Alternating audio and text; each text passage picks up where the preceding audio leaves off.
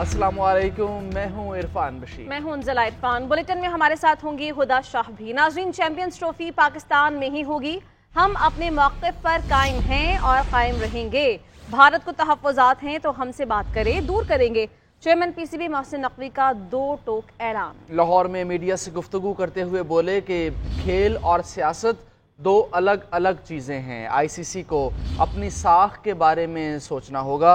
Event के schedule का इंतज़ार है, हमें अपना काम मुकम्मल करना है। Chairman Pakistan cricket board Mohsin Naqvi ने कज़ाफ़ी स्टेडियम में जारी तरक्याती कामों का दौरा किया। मोहसिन नकवी ने कज़ाफ़ी स्टेडियम में मीडिया से गुफ्तगू करते हुए कहा कि तमाम बोर्ड से राब्ते में हैं और तमाम टीमें पाकिस्तान आएंगी। भारत के पास पाकिस्तान ना आने का कोई ठोस जवाब नहीं है।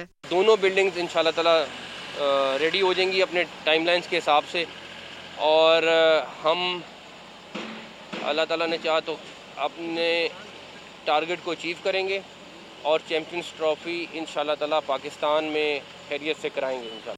चेयरमैन पीसीबी ने बढ़ते हुए भारत असर रसूख पर कहा कि आईसीसी दुनिया भर की क्रिकेट का सरबराह है, उसे अपनी साख को देखना होगा। आईसीसी को अपनी क्रेडिबिलिटी के बारे में खुद सोचना पड़ेगा कि वो दुनिया की तमाम क्रिकेट बॉडीज़ की एक बॉडी है, और दूसरा अभी भी वो रीस्केड्यूल हुआ है। अभी तक हमें कोई कैंसिलेशन की इत्तला नहीं है, बट रीस्केड्यूल जरूर। मोहसिन रजा नकवी ने कहा कि आकिब जावेद को चैंपियंस ट्रॉफी तक व्हाइट बॉल टीम के हेड कोच की जिम्मेदारी सौंपी गई है। टेम्परेरी तौर पर चैंपियंस ट्रॉफी तक आकिब जावेद साहब से रिक्वेस्ट की है कि वो एज हेड कोच अपने फराइज सर अंजाम दे दें। चेयरमैन पीसीबी ने कहा कि वहाब रियाज चैंपियंस कप के सुपरवाइजर के तौर पर काम करेंगे। मोहसिन नकवी ने कहा कि कज़ाफ़ी स्टेडियम का काम डेडलाइन से पहले मुकम्मल हो जाएगा। कैमरामैन उस्मान शबीर के साथ आकिब कुरैशी, GNN लाहौर। बराह रास्त आपको लिए चलते हैं। नून लीग रहनुमा तलाल चौधरी मीडिया से बात कर रहे हैं। एहतजाज और हर कॉल के बाद एक नई तारीख का ऐलान कर दिया जाता है। ये भी उसी तरह की एक तारीख है, और मसला तो पार्टी पर कब्जे का है। लड़ाई है बहन और भाभी की। एक इजलास लाहौर में ज़मान पार्क में हो रहे हैं, दूसरे उसके मुकाबले में इजलास पेशावर में हो रहे हैं। और पेशावर में इजलास जो बुशरा बीबी कर रही हैं, इनका बैकग्राउंड लोगों को पता होगा, लेकिन कुछ पता और भी होना चाहिए। ये उकाड़े से इनका तल्लक है, ये कुएं के वट्टू हैं, और ये पहले इनके अबाव इजलास दो थे, वो मुआशी चोरी में नाम रखते थे। फिर इन मोहतरमा की शादी एक सरकारी अफसर से हो गई। वो सरकारी अफसर की सौदेबाजी जो थी, घर में बैठकर अपने खावंद के नाम पर वो ये करती थी। उसके बाद दूसरे जो शौहर थे वो भी शोबदाबाजी और ड्रामेबाजी में बानी पीटीआई का तो दुनिया में नाम है। उन्होंने फिर उनके बिहाफ पर घर में बैठ के कभी हीरे की अंगूठियाँ, कभी हार, कभी पूरा तोशा खाना खा जाना, कभी प्लॉट। तो ये सारे अपने उस शौहर के इख्तियारात का नाजायज़ इस्तेमाल दोनों शौहरों का करने की महारत रखती हैं। अब फिर उन्हें ये पेशावर में जाकर KPK की हुकूमत पर अपना कब्जा चाहती हैं, और एक लड़ाई इस वक्त चल रही है कि वो समझती हैं कि इस तरह की डीलिंग्स, कमीशन और इस तरह के मामलात में वो महारत रखती हैं, और KPK में वो तमाम ठेकेदार हों या इस तरह के जो 2 नंबरियाँ हैं उसको डील करेंगी। बाकी रही बात आखिरी कॉल, और ये बस इसके बाद जैसे सब ठीक हो जाएगा, ये सिर्फ बातें हैं।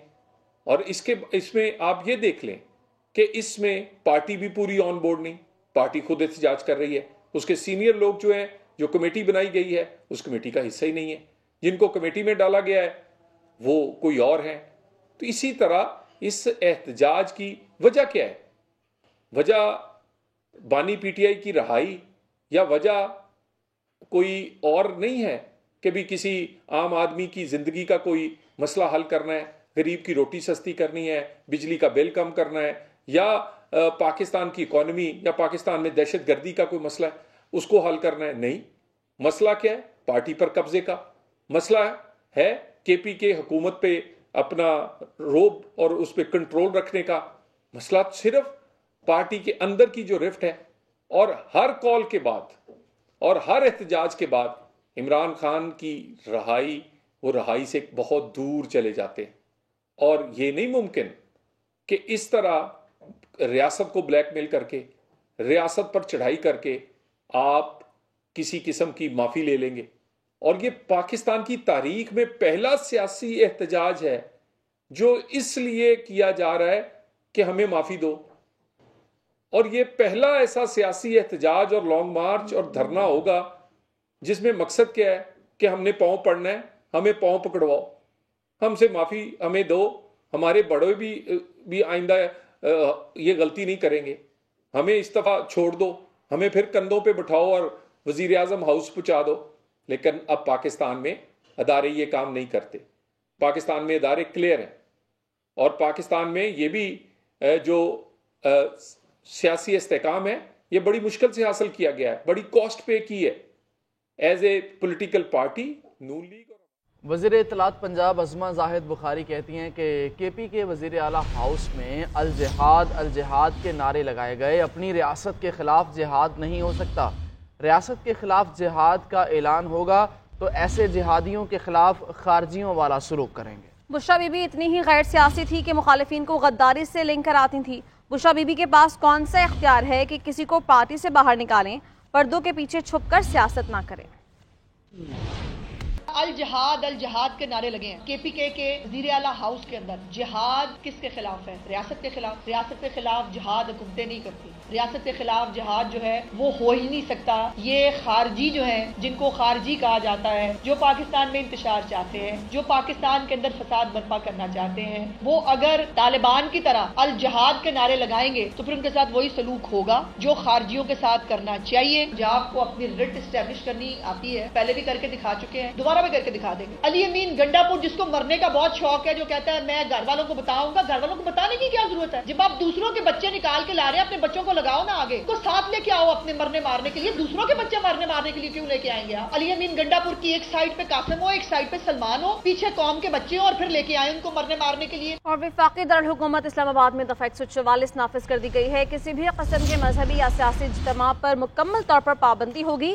شہر اقتدار میں 5 یا 5 سے زائد افراد کا اکٹھا ہونا بھی غیر قانونی ہوگا. گزشتہ نوٹیفیکیشن کے مطابق دفعہ 144 کل ختم ہوئی تھی. ایڈیشنل ڈپٹی کمشنر نے دوبارہ دفعہ 144 کے نفاذ کا نوٹیفیکیشن جاری کر دیا ہے. عبدالعلیم خان نے پی آئی اے نشکاری میں ناکامی کا ملبہ ایف بی آر پر ڈال دیا ہے. حکومت کا پی آئی اے نشکاری کے لیے دوبارہ بولیاں طلب کرنے کا اعلان. وفاقی وزیر برائے نجکاری کہتے ہیں کہ جو ہم نے سبق سیکھا ہے اسے مستقبل میں نجکاری پر کوئی اچھی خبر ملے گی.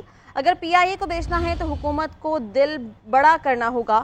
ایف بی آر سے کہا کہ نئے طیاروں کی خریداری پر جی ایس ٹی ہٹا لیں. پوری دنیا میں اس طرح طیاروں پر جی ایس ٹی نہیں لیا جاتا. ایف بی آر اپنے ایک دائرے کے اندر رہتا ہے اور بات نہیں سمجھتا. Chairman committee senator Talal Chaudhry نے علیم خان کو مخاطب کرتے ہوئے کہا کہ آپ ایک تگڑے وزیر ہیں. نجکاری ہو جاتی تو آپ کو کریڈٹ جاتا، اب نجکاری نہیں ہوئی تو اس کا وزن بھی آپ پر جانا ہے. ملک معاشی استحکام کی جانب گامزن ہے. پاکستان سٹاک ایکسچینج میں تیزی کا رجحان. بیرونی سرمایہ کار اعتماد کر رہے ہیں عوامی ریلیف کو ہر دوسرے اقدام پر ترجیح دی جائے. عوام سے کیے وعدوں کو پورا کرنے کے لیے ہر ممکن اقدام کر رہے ہیں. وزیر اعظم شہباز شریف کی ٹیکس نادہندگان کے خلاف کارروائیاں تیز کرنے کی ہدایات. کہا کہ ٹیکس چوری اور معاونت کرنے والوں کو کیفر کردار تک پہنچا کر ہی دم لیں گے. وزیر اعظم کے زیر صدارت معاشی صورتحال پر جائزہ اجلاس. وزارت خزانہ کی آئی ایم ایف وفد سے ملاقاتوں پر بریفنگ دی گئی. اور سینٹ کی قائمہ کمیٹی نے وی پی این کی بندش پر تحفظات کا اظہار کیا ہے. وی پی این کی بندش پر اٹارنی جنرل اور سیکرٹری داخلہ سے جواب طلب کیا گیا. چیئرمین پی ٹی اے نے قائمہ کمیٹی برائے آئی ٹی کو بتایا کہ وائٹ لسٹنگ والی کمپنیز کا انٹرنیٹ کبھی بند نہیں ہوگا. اسلام آباد سے رپورٹ کر رہے ہیں اصغر حیات. سینیٹر پلور شاہ خان کی زیر صدارت سینٹ کی قائمہ کمیٹی برائے انفارمیشن ٹیکنالوجی کا اجلاس. ارکان نے وی پی این کی بندش پر سوالات اٹھا دیے. چیئرمین پی ٹی اے نے قائمہ کمیٹی کو بتایا کہ وی پی این کے بغیر آئی ٹی انڈسٹری نہیں چل سکتی. اب تک 25,000 وی پی این رجسٹرڈ ہوئے. وائٹ لسٹنگ کمپنیوں کا انٹرنیٹ کبھی بند نہیں ہوگا. وزارت آئی ٹی حکام نے قائمہ کمیٹی کو بتایا کہ اس وقت 10 لاکھ فری لانسرز وی پی این استعمال کر رہے ہیں. اسٹیک ہولڈرز کے اجلاس میں وی پی این کے بارے میں فیصلہ ہوا. ارکان کمیٹی نے کہا کہ پیکا ایکٹ کے تحت وزارت داخلہ سوشل میڈیا اپلیکیشنز کی بندش کا کہہ سکتی ہے، جبکہ وی پی این ایک ٹول ہے۔ کمیٹی نے آئندہ اجلاس میں وی پی این کی بندش کے حوالے سے اٹارنی جنرل اور سیکرٹری داخلہ سے جواب طلب کر لیا۔ چیئرمین پی ٹی اے نے کمیٹی کو بتایا کہ بلوچستان میں وزارت داخلہ کے خط کے بعد سیکیورٹی وجوہات پر انٹرنیٹ سروس بند کی گئی۔ کمیٹی نے سیکرٹری آئی ٹی اینڈ ٹیلی کام کی تعیناتی کے عمل پر بھی تحفظات کا اظہار کر دیا۔ اصغر حیات، GNN، اسلام آباد۔ سپریم کورٹ کے آئینی بینچ نے الیکشن میں 50% سے زائد ووٹ لینے والے امیدواروں کو کامیاب قرار دینے کی درخواست خارج کر دی ہے۔ عدالت عظمیٰ نے آزاد امیدواروں کو سیاسی جماعتوں میں شمولیت کا پابند بنانے سے متعلق اپیل غیر مؤثر ہونے کی بنیاد پر نمٹا دی۔ سپریم کورٹ کے 7 رکنی آئینی بینچ نے الیکشن میں 50% سے زائد ووٹ لینے کے امیدوار کو کامیاب قرار دینے سے متعلق درخواست سنی۔ جسٹس محمد علی مظہر نے کہا کہ کس آئینی شق کے تحت امیدوار کو الیکشن میں 50% ووٹ لازمی قرار دیا جائے۔ الیکشن میں ڈالے گئے ووٹوں پر کامیاب امیدوار کا فیصلہ ہوتا ہے۔ جسٹس عائشہ ملک نے کہا کہ پہلے بتایا جائے کہ درخواست گزار کا کون سا بنیادی حق متاثر ہوا ہے۔ جسٹس جمال خان مندوخیل نے کہا کہ اگر نیا قانون بنوانا ہے تو سپریم کورٹ کے پاس اختیار نہیں ہے۔ درخواست گزار کے وکیل نے کہا کہ ہماری زندگی کا فیصلہ پارلیمنٹ کرتی ہے۔ جسٹس امین الدین خان نے کہا کہ زندگی کا فیصلہ تو پارلیمنٹ نہیں کرتی۔ جسٹس مسرت ہلالی نے کہا کہ تمام لوگوں کو ووٹ کا حق ہے۔ پولنگ کے دن لوگ ٹی وی دیکھتے ہیں، ووٹ ڈالنے نہیں جاتے۔ ووٹرز ووٹ نہ ڈالیں تو یہ ووٹرز کی کمزوری ہے۔ جسٹس مندوخیل نے سوال کیا کہ کیا آپ نے فروری 2024 کے الیکشن میں ووٹ کاسٹ کیا؟ درخواست گزار نے کہا کہ الیکشن میں اپنا ووٹ کاسٹ نہیں کیا۔ جسٹس جمال خان مندوخیل نے کہا کہ پھر آپ آئین کی توہین کر رہے ہیں۔ آئینی بینچ نے بے بنیاد مقدمہ بازی پر درخواست گزار پر 20,000 روپے کا جرمانہ عائد کر دیا۔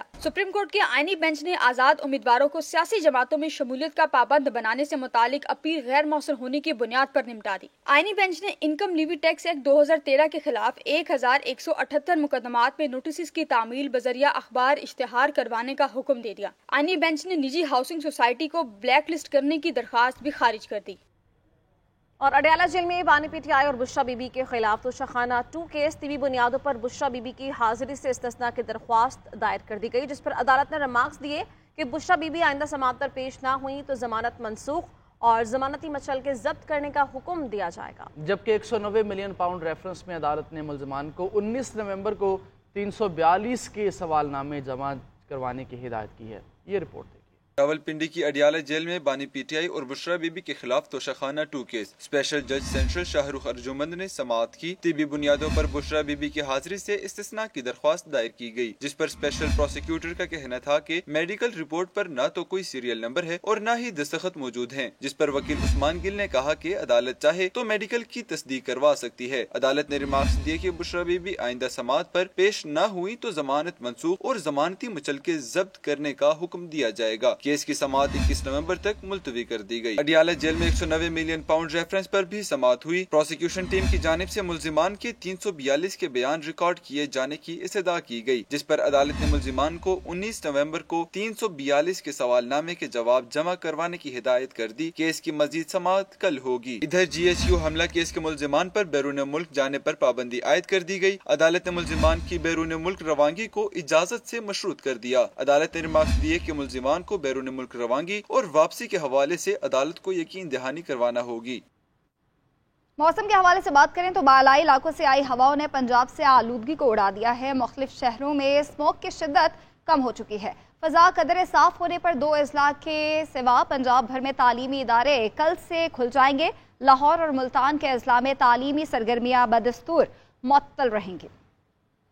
شمالی ہواؤں کا نتیجہ اسموگ میں کمی، ایئر کوالٹی انڈیکس بہتر۔ لاہور اور ملتان کے سوا پنجاب میں تعلیمی سرگرمیاں بحال۔ ہواؤں کا رخ بدلنے سے پنجاب میں اسموگ کی صورتحال قدرے بہتر ہو گئی ہے۔ فضائی آلودگی میں کمی کے باعث پنجاب کے بیشتر اضلاع میں تعلیمی ادارے کھول دیے گئے ہیں۔ لاہور اور ملتان میں تعلیمی سرگرمیاں بدستور معطل رہیں گی۔ وزیر اعلیٰ پنجاب مریم نواز کی ہدایت پر اسکول 8:45 بجے سے پہلے نہیں کھلیں گے۔ نوٹیفیکیشن بھی جاری کر دیا گیا۔ طلبہ، اساتذہ اور عملے کے لیے ماسک پہننا لازم قرار دیا گیا ہے۔ طلبہ کی آؤٹ ڈور سپورٹس اور دیگر غیر نصابی سرگرمیوں پر پابندی رہے گی۔ کلاسوں کے لحاظ سے چھٹی کے الگ الگ اوقات مقرر ہوں گے تاکہ ٹریفک کا رش نہ ہو۔ کراچی میں 17ویں عالمی اردو کانفرنس 5 دسمبر سے شروع ہو رہی ہے، جس میں پاکستان سمیت دنیا بھر سے مندوبین شرکت کریں گے۔